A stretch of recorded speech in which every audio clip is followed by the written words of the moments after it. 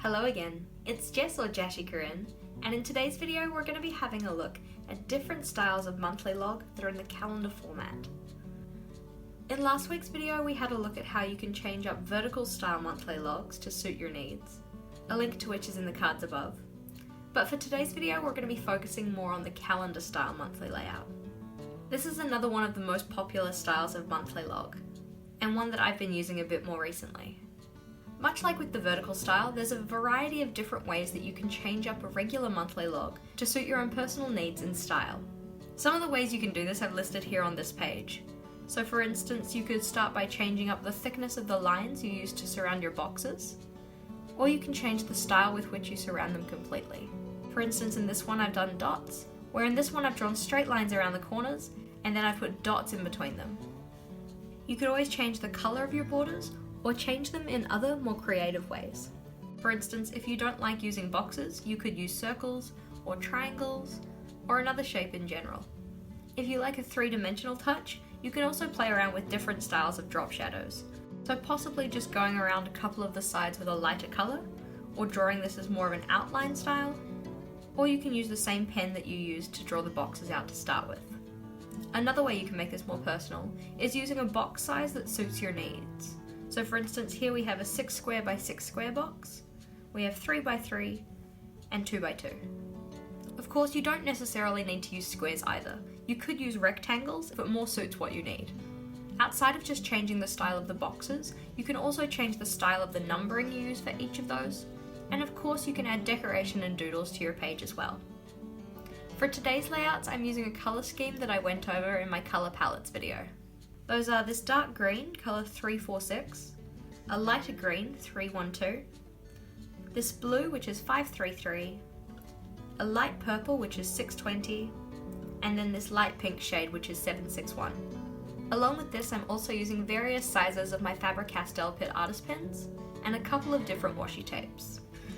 For this first layout, I've gone with a one-page monthly log. For each day of the month, I've used a small 2x2 box and included a drop shadow in that lighter purple shade.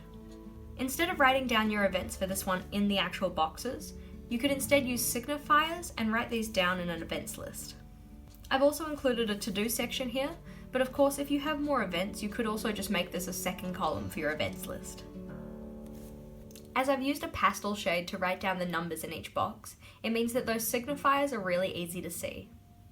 Along with the signifiers, you could also use a colour code so that you can easily see the types of events you have going on each day. This type of layout would be good for people who have a lot of recurring events, or possibly who just need a monthly that doesn't need a lot of space. Although in this spread I've left the first 4 days of November in to make a complete grid, you could always leave this out and fill that space with some kind of doodling or decoration. In this layout, instead of drawing the boxes out separately, I've instead drawn them together in a grid. So that I didn't have to write in the crack of the journal, I've separated this out from Monday through Thursday and then Friday through Sunday on this page here. There's also space for a to-do list for the month, which of course could be used for important notes, journaling, or just decoration and doodles. Each of these boxes is 6 squares by 6 squares, with that top row being taken up to write out the initial for the day and the date number. This style of layout gives you enough space to write down a small descriptor for each of your events.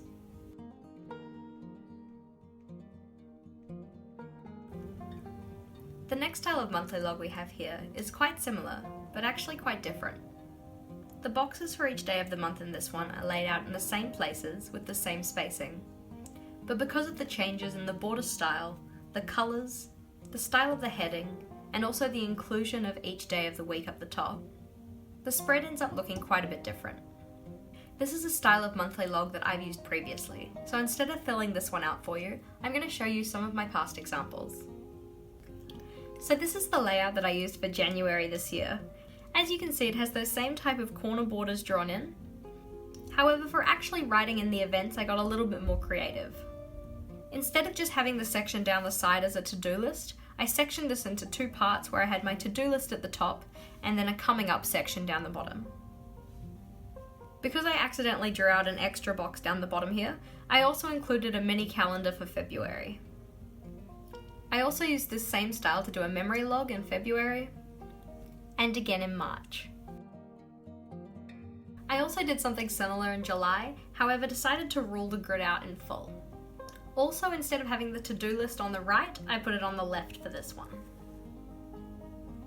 The nice part about this style of monthly log is that it makes your calendar look a little bit more open and is really easy to do without the use of a ruler. For this style, I've again gone with separated boxes, each of which are 6 squares by 6 squares. For each box, I've included a light drop shadow, and I've also mimicked this in the heading for the page. While in the last couple of spreads I was avoiding going over the spine of the journal, for this one I do have a box that covers both pages. This does make it a little bit more difficult to write in, but it does end up using more of your page overall. As this is the style that I'm actually using for October, I'm going to show you that one instead of showing you how I'd fill this one in. While in the sample spread, I ran washi tape down the sides of the page for decoration, and this one I've done those 2 spear-like dividers that I'm using for October. Although I included drop shadows in my sample spread, for this one I decided to go without. I also decided to put the title at the bottom of the page rather than along the top. Last but not least, we have another 1-page monthly log. For this one, I've again decided to draw the boxes out in a regular grid shape, and used up almost the full page to do this. This does mean that to actually read anything on my calendar, I do have to turn my journal. Of course, this could be set up so that it could be read with the journal the regular way around. But because I wanted to show you guys a different way you could set up your calendar, I went for this rotated approach instead. Each box on this grid is a 5 by 5, with the corner being taken up to house the number for each day.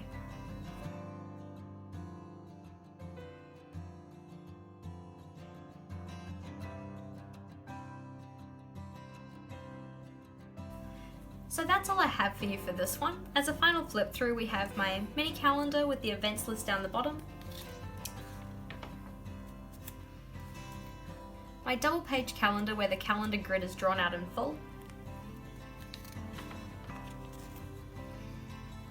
another double page layout, however this time only the corners of the boxes are drawn in, another double page layout, this time with one of the boxes going across the spine of the journal,